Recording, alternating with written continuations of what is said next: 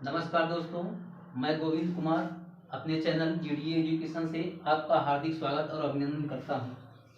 जैसे दोस्तों, मैंने पिछली वीडियो में आपको बताया था कि हम हिंदी परिचय और उसका विकास के साथ शुरुआत करेंगे। तो आज हम आपको उसी चैप्टर पर जो है कि बताएंगे। तो सबसे पहले दोस्तों हम आपको ये बताएंगे कि हिंदी शब्द की उत्पत्ति कैसे हुई। दोस्तों, आपको बता दें कि हिंदी शब्द की उत्पत्ति ईरानियों का आगमन होने से हुआ। जब ईरानी भारत देश के उत्तर पश्चिम क्षेत्र से होते हुए भारत में आए तो वे सबसे पहले सिंधु नदी के तट पर पहुँचे। तो वे सिंधु नदी के तट पर पहुँचने पर सिंधु वासियों को सिंधु न कहकर हिंदू शब्द से संबोधित किया, क्योंकि ईरानियों का आगमन जब हुआ दोस्तों, ईरानियों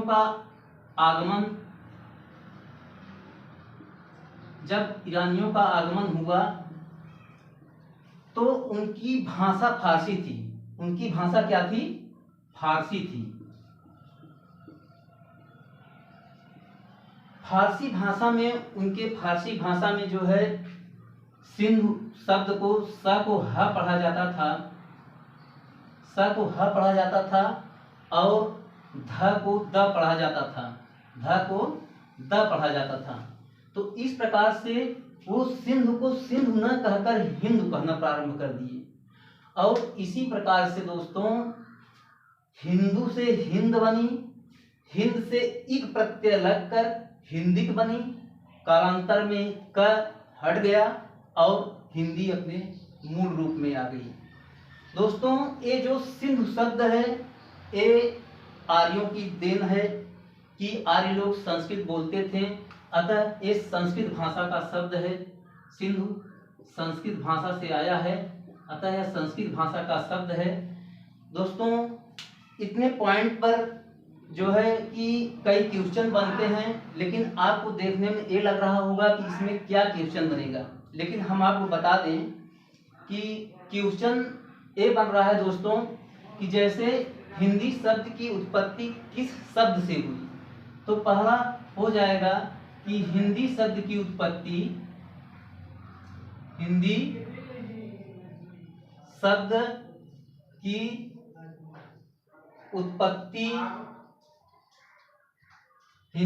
की उत्पत्ति सिंधु शब्द से हुई। सिंधु शब्द से हुई। हिंदी शब्द की उत्पत्ति सिंधु शब्द से हुई। और दूसरा नंबर पे आ जाता है दोस्तों कि हिंदी की आर्य जननी क्या है। हिंदी की आर्य जननी क्या है, क्योंकि दोस्तों जब ये सिंधु शब्द से परिवर्तित होकर हिंदू में हुआ तो सिंधु संस्कृत भाषा का शब्द था, तो यही शब्द जो है संस्कृत जो है आर्य जननी कहलाएगी। हिंदी की आर्य जननी संस्कृत है। हिंदी की आदि जननी संस्कृत है।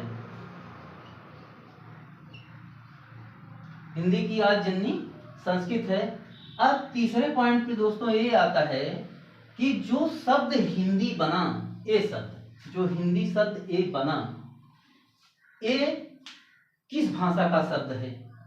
तो हिंदी जो अपने मूल रूप में आई, जो बना, वो फारसी भाषा का शब्द है, क्योंकि ये ईरानियों की देन थी कि हिंदी जो है अपने मूल रूप में आई, इसलिए इनकी भाषा फारसी थी। तो हिंदी फारसी भाषा का शब्द है। हिंदी फारसी भाषा का शब्द है। फारसी भाषा का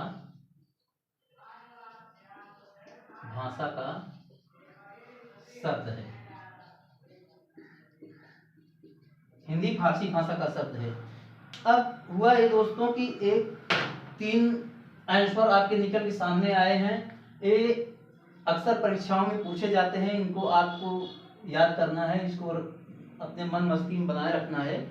तो दोस्तों अब आगे आपको हम बताएंगे कि भारत में कितने भाषा परिवार हैं। तो हम इसको मिटा रहे हैं दोस्तों, आगे आपको बता रहे हैं कि भारत में कितने भाषा परिवार हैं। और वे कितने कितने परसेंट बोले जाते हैं इसको भी आपको हम बताएंगे, क्योंकि वो कितने प्रतिशत बोले जाते हैं ये अक्सर परीक्षाओं में ये भी पूछा जाता है।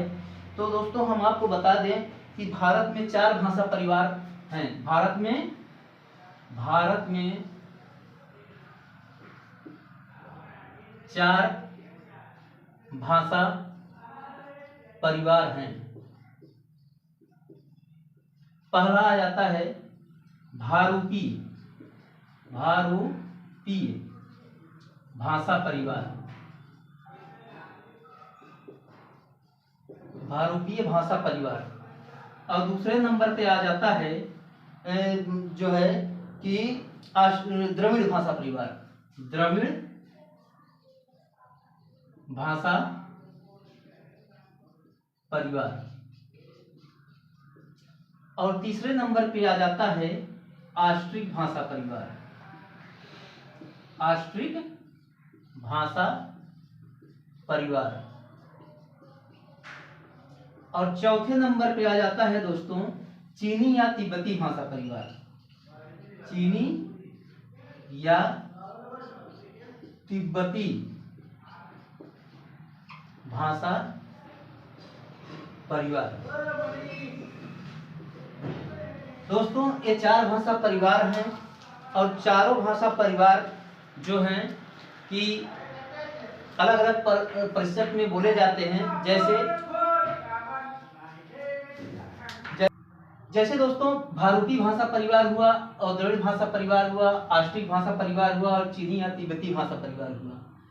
ये चारों मिलाकर 100% में बोले जाते हैं, जिसमें आ जाता है कि भारूपीय भाषा परिवार 73%। भारतीय भाषा परिवार 73% मतलब 73% बोली जाती है।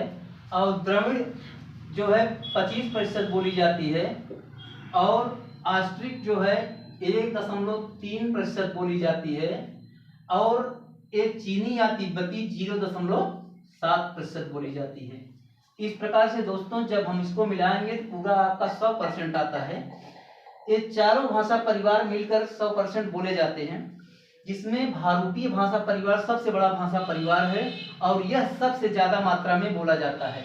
तो दोस्तों हम आपको ये बता दे रहे हैं कि भारूपीय भाषा परिवार बना कैसे।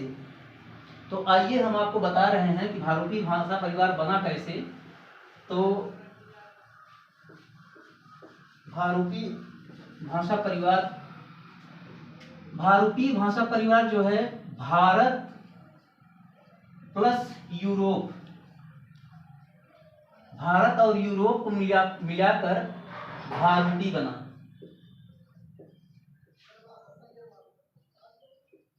बना। दोस्तों भारत और यूरोप को मिलाकर भारूपीय बना। यही जो है सबसे बड़ी भाषा परिवार है और यही ज्यादा मात्रा में बोला जाता है। और दोस्तों इसके बाद हम आपको बताएंगे कि हिंदी संस्कृत भाषा से किस प्रकार से अपने मूल रूप में आई है।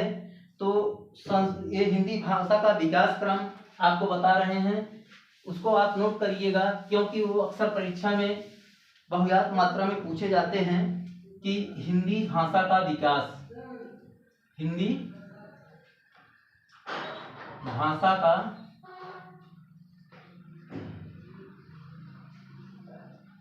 विकास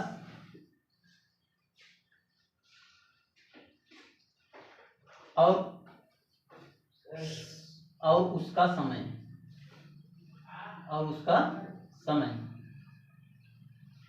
जैसे दोस्तों हिंदी तो मूल भाषा थी जो है संस्कृत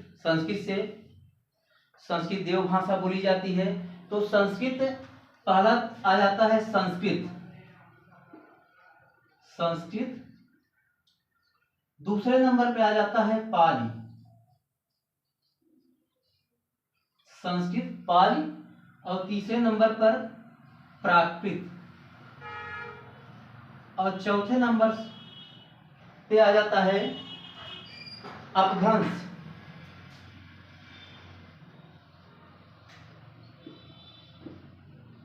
और पांचवें नंबर पर आ जाता है संस्कृत पाली प्राकृत अपभ्रंश अवहट्ट। अवहट्ट। और छठे नंबर पे आ जाता है आपका प्रारंभिक हिंदी। प्रारंभिक हिंदी, प्रारंभिक हिंदी। और जो है कि सातवें नंबर पे आ जाता है कि मध्यकालीन हिंदी। मध्यकालीन हिंदी, मध्यकालीन हिंदी। और आठवें नंबर पर आ जाता है, आठवें नंबर पर आ जाता है आपका आधुनिक हिंदी। आधुनिक हिंदी। दोस्तों इस प्रकार से पहले तो संस्कृत भाषा थी, उसके बाद पाली हुई, पाली से प्राकृत हुई, प्राकृत से अपभ्रंश हुआ, अपभ्रंश से अवहट्ट हुआ, अवहट्ट से प्रारंभिक हिंदी हुई, फिर मध्यकालीन हिंदी हुई, फिर आधुनिक हिंदी जो आज के समय में बोली जाती है। तो दोस्तों इसका समय क्या है ये भी अक्सर परीक्षाओं में पूछा जाता है। तो हम आपको बता दें कि इसका समय सबसे पहले संस्कृत का समय था 1500 ईसा पूर्व से 500 ईसा पूर्व। क्या था? 1500 ईसा पूर्व से 500 ईसा पूर्व ये हुआ। फिर उसके बाद आ जाता है पाली का। पाली का समय है 500 ईसा पूर्व से 1 ईस्वी। दोस्तों ये पाली भाषा जो है संस्कृत तो आर्यों की देन थी, उसके बाद पाली भाषा आ गई है। जब महात्मा बुद्ध का जन्म हुआ उस समय पाली भाषा चली, और पाली भाषा ये महात्मा बुद्ध की ही देन थी। और उनका जन्म ईसा पूर्व में लिखा गया था और ईसा पूर्व तक चल रहा था। उसके बाद फिर ईस्वी में परिवर्तन हुआ, फिर प्राकृतिक भाषा आ गई दोस्तों। तो 1 ईस्वी से जो है 500 ईस्वी तक प्राकृतिक भाषा है। 500 ईस्वी प्राकृतिक भाषा है। और फिर अपभ्रंश क्या है? अपभ्रंश जो है 500 ईस्वी से 1000 ईस्वी। फिर अवहट्ट भाषा आ गई 1000 ईस्वी से 1100 ईस्वी। फिर प्रारंभिक हिंदी का समय आ जाता है दोस्तों 1100 ईस्वी से 1400 ईस्वी। 1100 ईस्वी से 1400 ईस्वी। फिर मध्यकालीन हिंदी का समय आ जाता है जो है 1400 ईस्वी से 1400 ईस्वी से 1850 ईस्वी। 1400 ईस्वी से 1850 ईस्वी। और फिर 1850 ईस्वी से अब तक।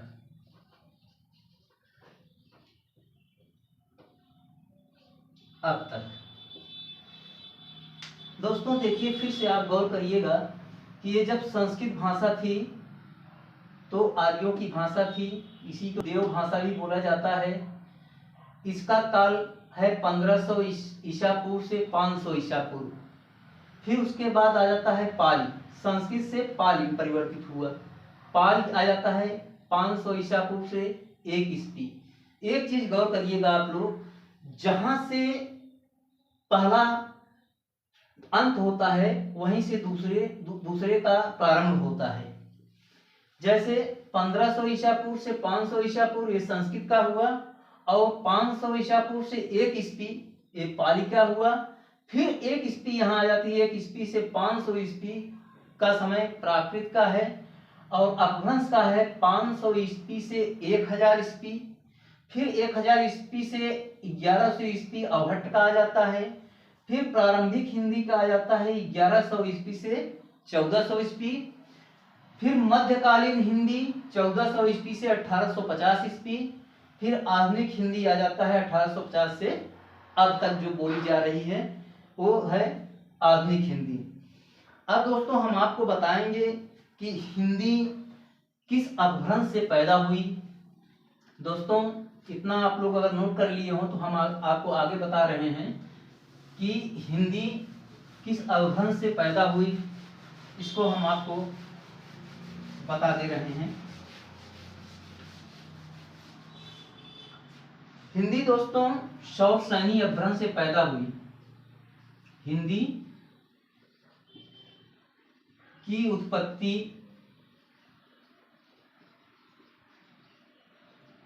शौरसैनी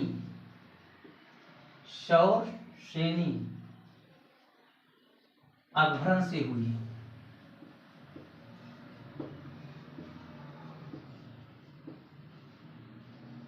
शौरसैनी अपभ्रंश से हुई। इस प्रकार से दोस्तों इसकी उत्पत्ति जो है शौरसैनी अपभ्रंश से हुई। और हम फिर आपको अगले वीडियो में बताएंगे कि हिंदी किस प्रकार से राष्ट्रभाषा में, या राष्ट्रभाषा किसे कहते हैं, या हिंदी राजभाषा कैसे बनी, और उसके बाद हिंदी राजभाषा में कितने अनुच्छेदों में विभक्त होकर जो है आगे बढ़ी। इस प्रकार से हम आपको अगले वीडियो में बताएंगे दोस्तों। फिर जो है दोस्तों एक बात और आपको बता दें कि आप हमारे वीडियो को सब्सक्राइब करें, लाइक करें और बेल आइकन को दबाएं, जिससे आपको अगले वीडियो की नोटिफिकेशन मिलती रहे। और दोस्तों हमारा प्रयास रहेगा कि आप तक अच्छी शिक्षा जाए। और दोस्तों नमस्कार।